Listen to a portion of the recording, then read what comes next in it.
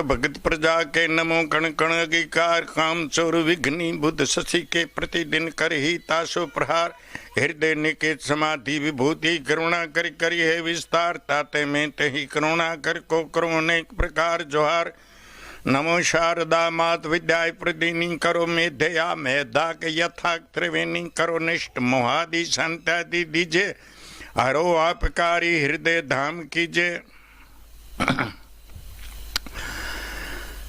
प्रिय श्रोताजनों, धर्म के भक्ति ने धारण करो तो ओहो भाग्य एवानो तो डंका खरेखर 14 लोक में लागे छे। भाग्य में होय तो करो, पण एथी नीचे प्राथमिकता जे छे शू के आपणो जे हक छे, जे परमात्माए मानवना माटे जे अधिकार, मानवना माटे जे दया करी छे, एने जे शक्ति आपी छे, एने हक जे आप्यो छे, एनु ज्ञान आपणे होवुं आवश्यक छे। ज्यां सुधी आपणे आपणा हक ने परमात्मा तरफथी जे मळेलो छे एने नहीं समझी शकीए त्यां સુધી તમે ધર્મને धारण नहीं करी शको। એટલે પ્રથમ તો ભગવાને માનવને એમ કહું છું શું નથી આપ્યું અને ભગવાને શું રાખી લીધું છે અને માનવને શું નથી આપ્યું, અહીંથી વિચાર કરવાનો છે। तो संत शास्त्रों ने आपणे अत्यारे तो प्रेक्टिकल छे, हामू आपणे अनुभव करी ल्यो एवी वात छे। आ कोई हंताड़वा जेवी वात नथी के आगळनी वातो सांभळी, रूगी शास्त्रोनी वातो सांभळी अने आपणे मानी लेवानो छे एवुं नथी। अत्यारे प्रेक्टिकल छे।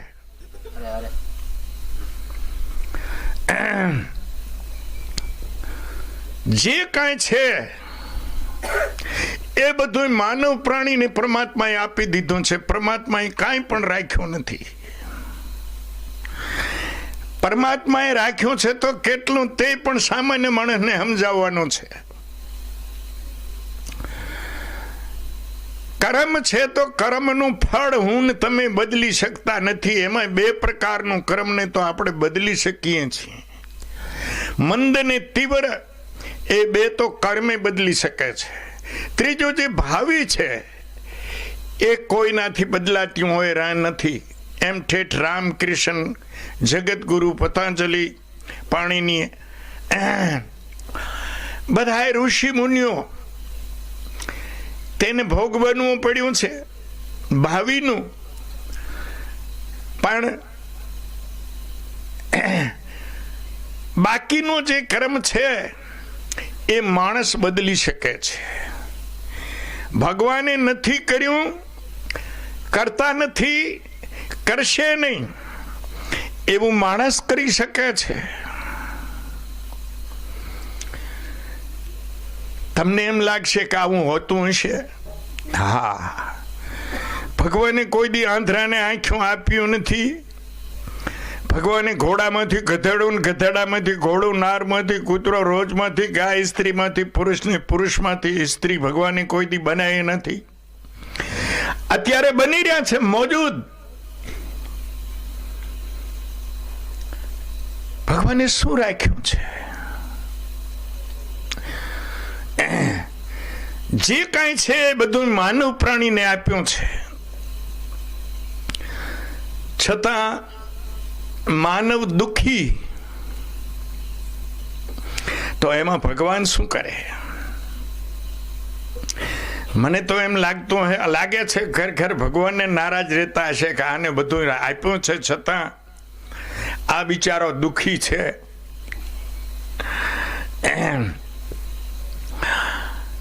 आ बधुं माणसने आपेलुं छे एटले माणसने जे शक्ति आपी छे तेना द्वारा भगवान ने आ विश्व जगत चलाववानो छे। मानवने शुं काम आप्युं छे? आ जगत चलाववानो छे। तो भगवान आपणे जण जण देखीने आवीने आपणे शीखडावे तो बराबर न कहेवाय। एमां खोटा फावी जाय एम हशे कदाच। એટલે ભગવાન ન આવે.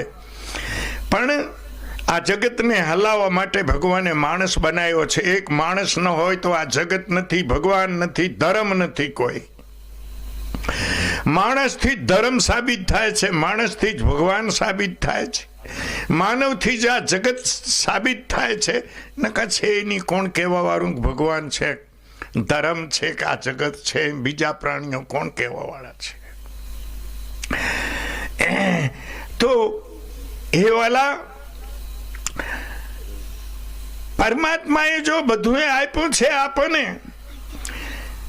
ક્યાં સુધી આપ્યું છે કે તું જો ધારે તો ખરેખર મને, હું નિર્ગુણ છું છતાં મને તારી ભક્તિ વડે, તારા તપ વડે, તારા ચિંતન વડે તું મને સગુણ બનાવી શકે. હું નિર્ગુણ છું તોય મારે તને અવરો નથી જવા દેતો, પણ તું ચાલ્યો રહેતો નથી ભાઈ સાહેબ, તોય વિયો જા છો. હે, મેં તને માણસ બનાવ્યો છે તોય તું ઝડપ મારીને પશુ થવા માટે ખરેખર દોડાદોડી કરે છે. કહેવાનો મતલબ એ છે કે પરમાત્માને કોઈ માનવ કને ખરાબ કર્મ નથી કરાવવું, ભગવાનને તો હારા કર્મ જ કરાવવા છે. એટલે તો આ સંતો શાસ્ત્રો, આ કથાઓ, આ સત્સંગ, એ ભગવાન તો ખરેખર એના પુરુષાર્થ પ્રયત્ન કરે જ છે. આપણે ખરેખર બગડી ન જઈએ એના માટે ભગવાન એ મોકો આપે છે આપણને વધવાનો, સમજાવવાનો. તો ભાઈ જરાક ઊંડા ઉતરીને વિચારો કે જો ભગવાન ખરેખર આટલા બધા પ્રશ્નો હોય એવો કોઈ નથી. જેટલી જાતના તમે દેવો કહો એ દેવો માણસને તોલ્ય નથી. માણસને ક્યાં સુધી અધિકાર છે? અમારા શાસ્ત્રોમાં તો અહીંયા સુધી છે કે આ જે ગ્રહો છે 9, એ 9 ગ્રહોને માણસ બદલી શકે છે, ધારે તો એની ચાલ બદલી નાખે. રામાયણમાં કથા છે, 9 ગ્રહ જેને ઢોલીએ બાધા મોત માથે નહીં. હે, માણસ ગ્રહને બદલી શકે છે. ઘણી કથા છે આપણી પુરાણોમાં, શાસ્ત્રોમાં. તો છતાં માણસ આટલો બધો દુઃખી કેમ છે કે પરમાત્માના આદેશને સમજવો નથી, શાસ્ત્રના આદેશને સમજવો નથી. કોઈ સારા ડાયા માણસો વાતો કરતા હોય તો એના માથે વિશ્વાસ કરવો નથી. એટલે માણસ દુઃખી છે. આ બધા 14 લોક નક્કી કર્યા, ભાઈ 14 લોક નીચે છે, 7 ને 7 ઉપર છે. એ બધા કોણે નક્કી કર્યા છે? એને કોણે જોયા? ભગવાન કોઈને કહેવા નથી આવતો કે મેં આ 14 લોક રચ્યા છે. આ બધા માણસે નક્કી કર્યા છે.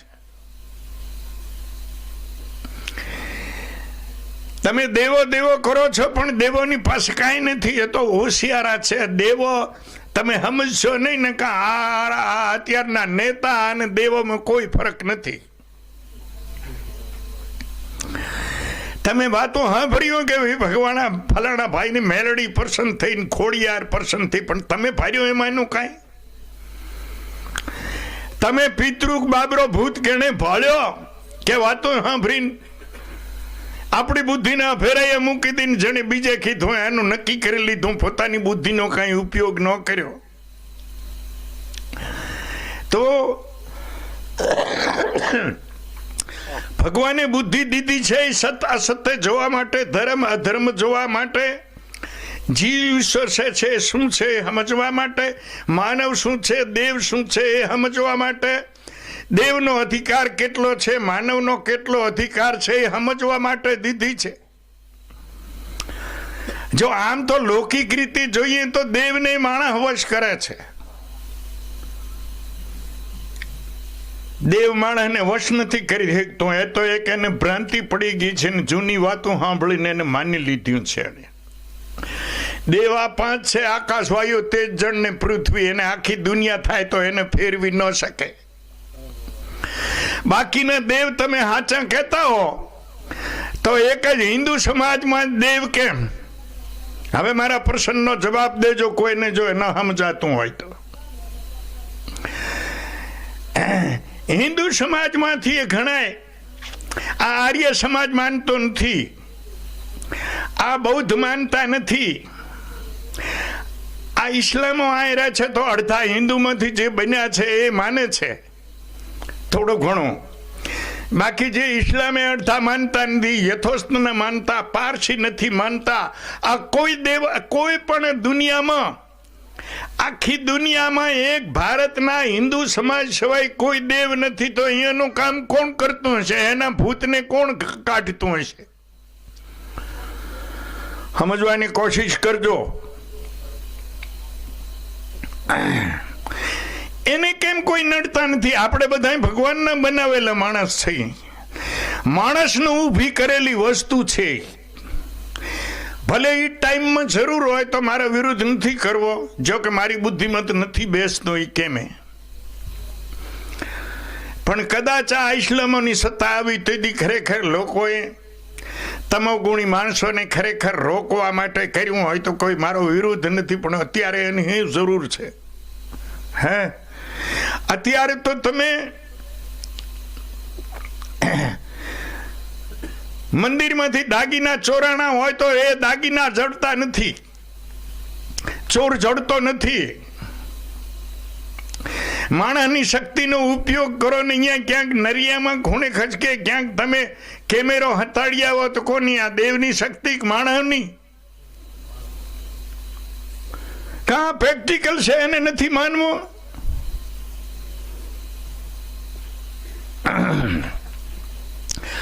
માણસ દુનિયામાં શું બની રહ્યું છે એ અહીં બેઠો બેઠો જોઈ શકે છે ને બતાવી શકે છે.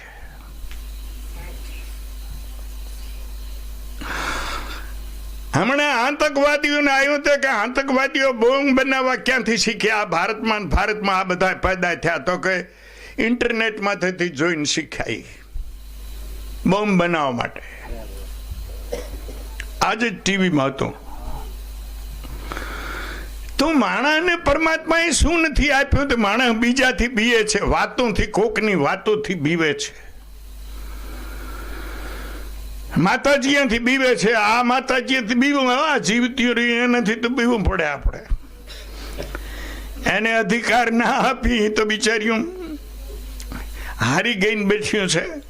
પણ એ એની શક્તિ જો ઊભી કરે તો એ નડે બરાબર. પણ મરી ગયું કેવી રીતે નડે? જીવતી માતાજીઓ માટે કંઈ કરવું નથી, અને મરેલીઓ છે એની વાતો સાંભળ્યું છે એનાથી ડરે છે. તમે માતાજીને મઠે જાજો ને 3 દી બેહી રહેજો કે મારો ઓટલો દેજે, આડો દેજો, કમાડ દેજો ને પછી દઈ જાય. અહીંયા હા કોઈ માણસ આવે નહીં એવું, પછી માતાજી દઈ જાય છે. અને ઘરે આવો તો હા કોણ માતાજી?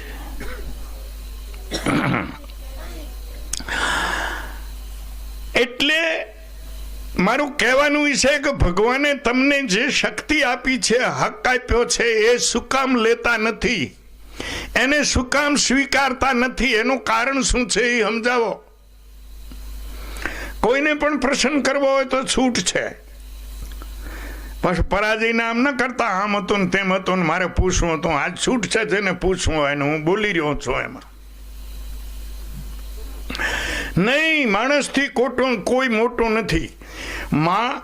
ભગવાનને જ્યારે આ કાંઈ પરિવર્તન કરવું હોય, સંસ્કૃતિ બગડી હોય, એ સંસ્કૃતિને ખરેખર જ્યારે વિકસાવવી હોય દેવી સંસ્કૃતિને, ત્યારે ભગવાન પણ માનવ શરીર લઈને આવે છે. અને માનવની મર્યાદામાં રહીને ભગવાન કામ કરે. છુમંત્ર નથી કરતા ભગવાને ક્યારેય, કોઈ શાસ્ત્રમાં છુમંત્ર નથી કર્યું. માનવની શક્તિ, માનવની મર્યાદામાં રહીને ભગવાને કામ કર્યા છે. તો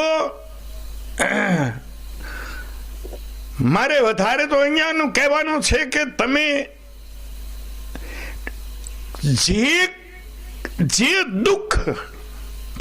જે દુઃખ ભાગ્યમાં નથી એ શું કામ ભોગવો છો? જે ડર છે જ નહીં, માત્ર કલ્પના છે, સ્વાર્થી લોકોની ઊભી કરેલી છે, પદ પ્રતિષ્ઠાન પેટવારે ઊભી કરી છે. શાસ્ત્રોની માનતા નથી. આ હું જે બોલું છું કો તો રામાયણમાંથી સાબિત કરું, કો તો ગીતામાંથી સાબિત કરું, કો તો મહાભારતમાંથી સાબિત કરું, કો તો સંતોના ભજનોમાંથી સાબિત કરું. હું જે કાંઈ બોલી રહ્યો છું પહેલો તો એ સમજી લેજો, મારી પ્રતિજ્ઞા છે કે જે શાસ્ત્રોમાં હોય હું કોઈ દી બોલ્યો નથી ને બોલીશ નહીં અને બોલતો નથી. હવે જો શાસ્ત્રોને તમે ના માનતા હો ને કલ્પિત લારે દોડી રહ્યા છો તો પરમાત્માએ જે આપણા માથે કૃપા કરી એનો આપણે અનાદર કર્યો કહેવાય. આપણે મનમુખી થઈ ગયા છીએ તો મનમુખીને તો હંમેશા દુઃખ જ હોય છે. એટલે ખોટો ભૂત પ્રેત મંત્ર તંત્ર પરચા કરચા આદિ કાંઈ નથી, એ ખોટું છે. આપણી પાસે સમય નથી ન કઈ એક એક એ શબ્દ હું તમને એક એક મુદ્દો સમજાવું કે આ વાત બધી ખોટી છે. શાસ્ત્રો એ વાતને માની નથી. માટે ટૂંકમાં સાધારણ માણસને એ કહું છું કે જે ભાઈ આ મંત્ર તંત્ર ભૂત પ્રેત દેવદૂત આદિ કેણે કામણ કર્યું, અરે આવું કેમ કેવું પડે છે? આ તો હજી ઓછું હશે. અમારે ઊંડમાં કેટલાય ઘર દરબારોમાં તૂટી ગયા, ખરેખર સંબંધ તૂટી ગયા. છોકરા હતા તો ખરેખર એ તૂટી ગયા. એ આમાં એની માએ કાંક કરાવી દીધું છે. એનો કાકો કે એનો દાદો ભૂવો છે તો એને કાંક કરી દીધો છે. અરે ભાઈ સાહેબ, ભૂવો નાતોય નથી કોઈ દી, હું કરી શકે? હે, અહીંયા જોવો ને તમે કે આ કોઈ દી નાતો નથી, આના કને ક્યાંથી આવ્યું આ બધું, તોય સમજી જાવ. પણ હે, નાવાની જેને વાર જડતી નથી, શરીરની શુદ્ધિ નથી, જેને કપડાની શુદ્ધિ નથી, એ માણસ કને બુદ્ધિ આવી ક્યાંથી? એના કને દેવ શક્તિ આવી ક્યાંથી? વિચારવાની વાત છે. અને નરાતાર ખોટું બોલવાની, ખોટું હાલવવાની જેને ખરેખર હિંમત હોય એવા લોકો જ ભૂવા બન્યા છે. ચંદુ દાદા બેઠા છે ને, ટીપણા વાળા પણ જો ખોટું ભેખડાવવું હોય ને વેમમાં ઘાલવું હોય તો એનું કામ છે. અને ઘીરાને માર્ગે ચડાવી દેવા હોય તો એ અમારું કામ છે. પણ ભલા વરમાણા આ રોડ છે આવ્યું કે ઘીરાનો માર્ગ આ સીધીરો છે બાવો, તો એને કાંઈક જોઈએ કે ભાઈ ઘીરાનો માર્ગ તો કોઈ સંતોએ શાસ્ત્રમાં કીધો નથી, અને બાવાજી તમે ઘીરાને માર્ગે કેમ ચડાવો છો? એને પૂછવો જોઈએ ને જરાક. આ તો ભગવાન દેખી ગયા હતા. ઓમ નમો નારાયણ સીતારામ. તમે તમને એવા કેમ માની લીધા છે? પહેલો તો મારે એ તમને કહેવાનું છે કે ભગવાન ફેરી લીધા એટલે જનોઈ નાખી લીધી એટલે એ મોટા થઈ ગયા ને આપણે નાના રહી ગયા. એના માથે ભગવાને કૃપા કરી દીધી અને આપણા માથે ભગવાન ખીજાઈ ગયા. એવું તમે માની કેમ લીધું છે એ કહો. કપડા તો એટલે આમાં ભગવાન તો વાદીના ગધાડા માથે નાખેલા હોય આ થરે તે.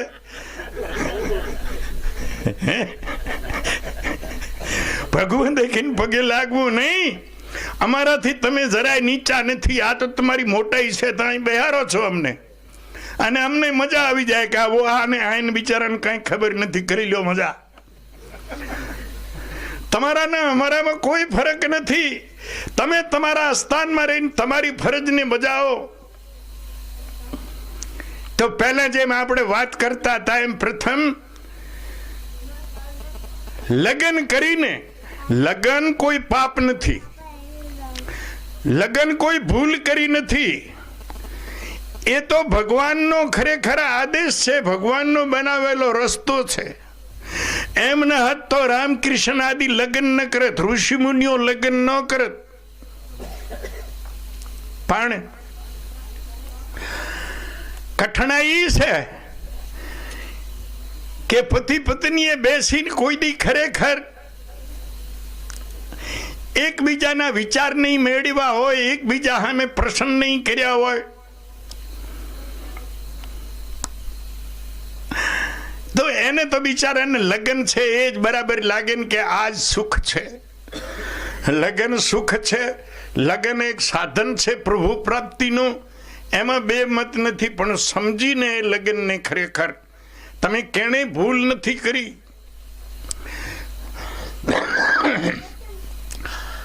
આ જગતની સમતોલતા જાળવવા માટે લગ્ન જરૂરી છે. લગ્ન ન હોય તો અમે અહીં સાસડીને ક્યાંથી બેહી, કોણ ખાવા દે, કોણ પીવા દે, કોણ પહેરવા દે. જો ગ્રસતી લોકો ન હોય તો સંન્યાસી કોઈ ઉપરથી તો પડતો નથી.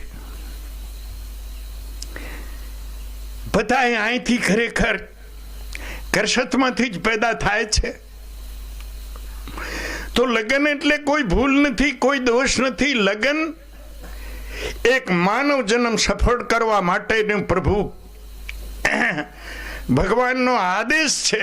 પણ ભગવાનનો આદેશ એને કેવી રીતે આપણે ખરેખર નિભાવવો એ જરૂર છે. તો પહેલા જેમ આપણે વાત કરતા હતા, તમારો ભેખ એ છે પત્ની દુખી હોવી ન જોઈએ, મા બાપ દુખી ન હોવા જોઈએ, બાળકો દુખી ન હોવા જોઈએ.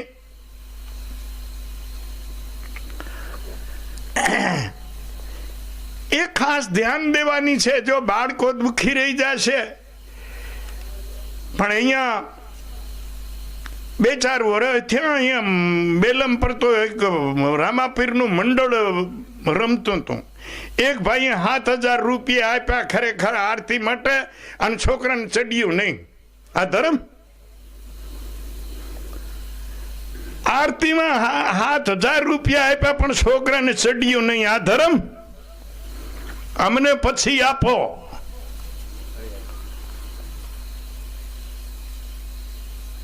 પત્નીને સંતોષ થવો જોઈએ, પત્નીને પૂરેપૂરો વિશ્વાસ હોવો જોઈએ કે મારા દુઃખો માટે ખરેખર મારો પતિ છે, એ એનામાં શ્વાસ છે ત્યાં સુધી મને દુઃખી મુક્ત કરવા માટે ખરેખર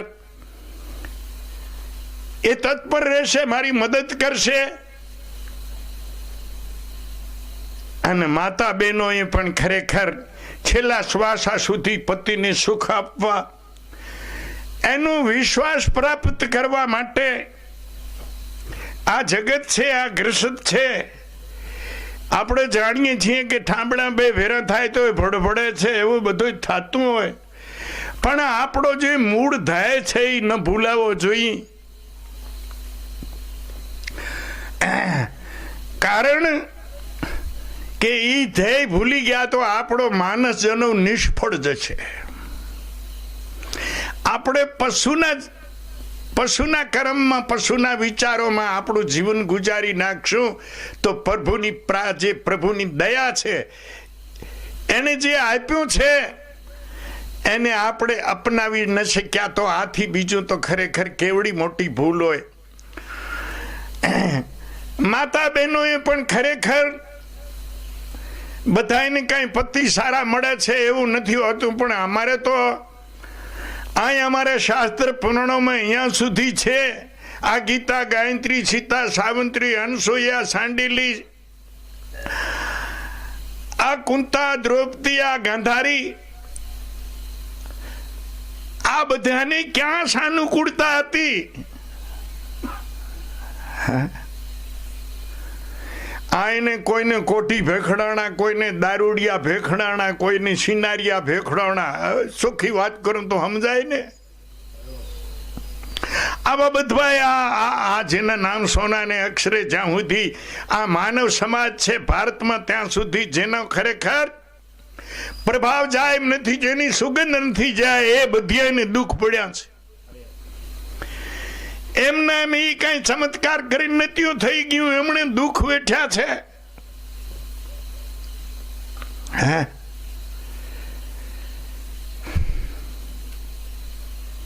પેલા વાત હમણાં ઘડીક પહેલા આવી હતી, દીકરી દીકરા માથે મા બાપને વિશ્વાસ નથી. હું ગ્રસત કર્યું છે, ગ્રસત નથી કર્યું તમને કયાક યુગની ભૂખ હશે તો એ ભૂખ કાઢવા માટે લગ્ન કર્યા છે.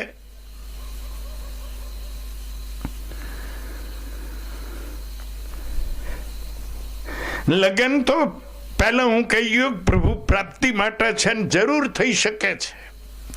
એમાં જરાય પણ ક્યાંય કોઈ પણ શાસ્ત્ર કે સંત નથી કહી શકે. તો સુખ દુઃખ આવશે, માન અપમાન આવશે, એ બધું થશે, પણ તમે તમારી ફરજને ન ભૂલો. પતિએ પતિના ફરજમાં ન ભૂલ રાખવી જોઈએ, પત્નીએ પોતાની ખરેખર જે ફરજ છે એમાં ભૂલ ન રાખવી જોઈએ. અને આપણું આચરણ, આપણું કર્મ, આપણો સ્વભાવ, આપની વાણી એ બાળકોમાં ક્યાંય ખરાબ સંસ્કાર ન બેસી જાય, એ તમારો ભેખ છે. ભેખ એક આ નથી, પણ આ અમે ખરેખર અમને જોઈને પછી તમે એવું કરતા હશો એમ લાગે કાંઈ. ને કાં તો એવું કેવું કરો કે આ બાવા થઈ જાય તો હારું બેઠા બેઠા મોજ કરાય.